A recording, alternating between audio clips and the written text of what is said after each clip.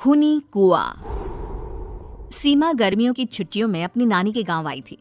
सीमा नानी के घर पहुंचने के बाद अपनी नानी के पैर छूती है और उनसे आशीर्वाद लेती है। तभी उसकी नानी उससे कहती है, इतनी बड़ी हो गई मेरी सीमा, चल जल्दी से हाथ मुंह धो ले, मैं तेरे लिए खाना लगा देती हूँ। भूख लगी होगी ना? हाँ नानी, भूख तो लग रही है मुझे, आपके हाथ के बने हुए पीले दाल और चावल खाने की। कितना टाइम हो गया है मुझे आपके हाथ का बना हुआ दाल चावल खाए हुए। तू तो नौकरी में व्यस्त थी, तो तुझे कहाँ से टाइम मिलेगा अपनी नानी के लिए? और जब इतने टाइम बाद आई है तो ज्यादा टाइम के लिए रुक कर जाएगी तू। हाँ नानी, इस बार पूरे 2 महीने के लिए आई हूँ। सीमा की नानी अंदर जाकर उसके लिए खाना बनाने लगती है। सीमा कमरे में अकेली होती है, तभी उसे किसी औरत के रोने की आवाज सुनाई देती है। वो कभी खिड़की से बाहर झांकती है तो कभी दरवाजे से बाहर झांकती है। उसे समझ में नहीं आ रहा होता है कि आखिर रो कौन रहा है। तभी नानी खाना लेकर आ जाती है। वो अपनी नानी से कहती है, नानी, कोई औरत रो रही है क्या? मैं जब से यहाँ आई हूँ तब से मुझे यहाँ किसी औरत की रोने की आवाज आ रही है। हे भगवान, कहीं ये वही तो नहीं? बोलो ना नानी। अरे कोई नहीं रो रहा, ये तेरे मन का वहम है। और तू ना अब खाना खा ले, ज्यादा यहाँ वहाँ की बातों में ध्यान मत दिया कर। जल्दी से खाना खा और फिर मेरे साथ आ जा मेरे कमरे में, दोनों बैठकर खूब सारी बातें करेंगे। ऐसे ही अगले दिन सीमा अपनी नानी के साथ गांव के बाजार जा रही होती है। उसी रास्ते में फिर से किसी औरत के रोने की आवाज आती है। वो अपनी नानी से कहती है, अरे नानी, क्या सच में तुम्हें अभी भी किसी औरत की रोने की आवाज नहीं सुनाई दे रही? मुझे किसी औरत की बहुत बुरी तरीके से रोने और चीखने की आवाजें आ रही हैं। मैं बहुत परेशान हूँ नानी, आखिर ये कौन है? मुझे लगता है कि सीमा को शहर भेज देना चाहिए, यहाँ रहना उसके लिए ठीक नहीं। नानी बोलो ना, अब चुप क्यों हो जाती हो? सीमा, तू घर चल, मुझे तुझसे बहुत जरूरी बात करनी है। नानी सीमा को घर ले आती है और सीमा से कहती है, सीमा, कल सुबह तू शहर वापस चली जाएगी। अरे अचानक? आखिर क्या बात है नानी, आप मुझे ऐसे जाने को क्यों कह रही हो? मैं बस जो कह रही हूँ उस पर ध्यान दे। तू कल सुबह यहाँ से चली जाएगी, और ये बात मैं कोई मजाक में नहीं बोल रही। तू कल जाएगी तो मतलब जाएगी। अरे नानी, चली जाऊंगी मैं, ठीक है, पर आखिर बात क्या है ये तो बता दो। मम्मी से कोई बात हुई है या फिर मुझसे कोई गलती हुई है जो तुम मुझे अचानक से जाने के लिए बोल रही हो? देख सीमा, रात बहुत हो चुकी है और मुझे इस बारे में कोई बात नहीं करनी। चल, अब चल के मेरे साथ सो जा, सुबह की बस पकड़कर तुझे शहर भी तो जाना है।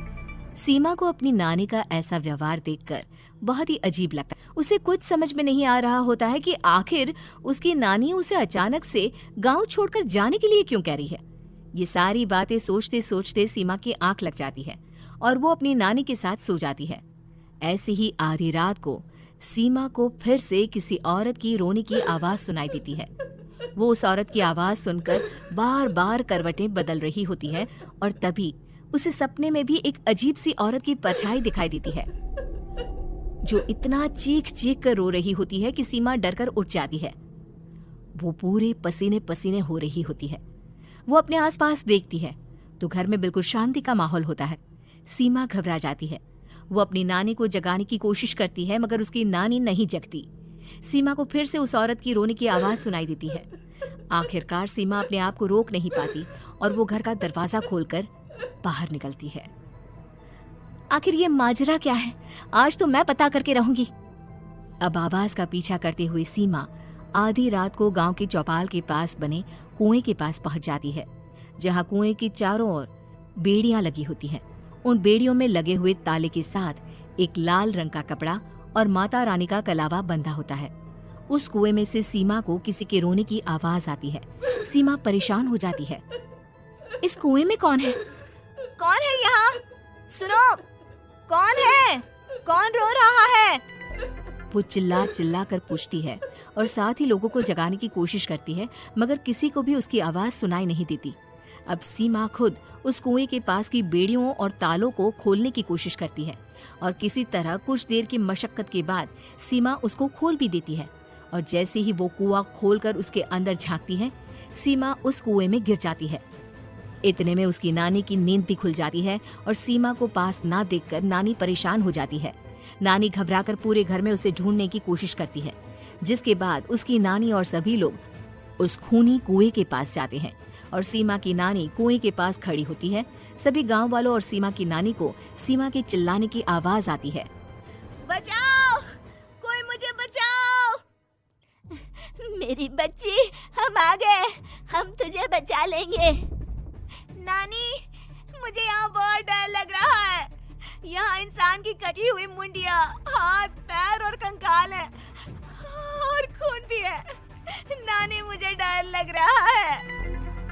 आप सब मेरी मदद कीजिए, नहीं तो ये खूनी कुआं मेरी बच्ची को भी खा जाएगा। अरे मुझे तो ये समझ में नहीं आ रहा कि आखिर इस खूनी कुएं को खोला किसने। सालों पहले इसको इतनी मुश्किलों के बाद तांत्रिक बाबा ने बंद किया था। अरे पूरा गांव खूनी कुएं के बारे में अच्छे से जानता है, तो कोई भी जानबूझकर तो ऐसा करेगा नहीं। मतलब किसी ने अनजाने में इसे खोल दिया है भैया। सीमा को इस बारे में मालूम नहीं था और जब से वो यहाँ आई थी तभी से उसे किसी औरत के रोने की आवाज़ें भी सुनाई दे रही थी। कहीं सीमा ने ही तो उसे नहीं खोला। अगर ऐसा है तो फिर सीमा का बचना बहुत मुश्किल है। वहीं कुएं के अंदर सीमा रोते हुए बैठी होती है कि उसे आवाज सुनाई देती है जो कुएं के बाहर खड़े गांव वालों में से किसी को सुनाई नहीं देता। आज सालों के बाद मुझे ताजा खून मिलेगा। तेरा खून पीकर आज मैं अपनी प्यास बुझाऊंगा।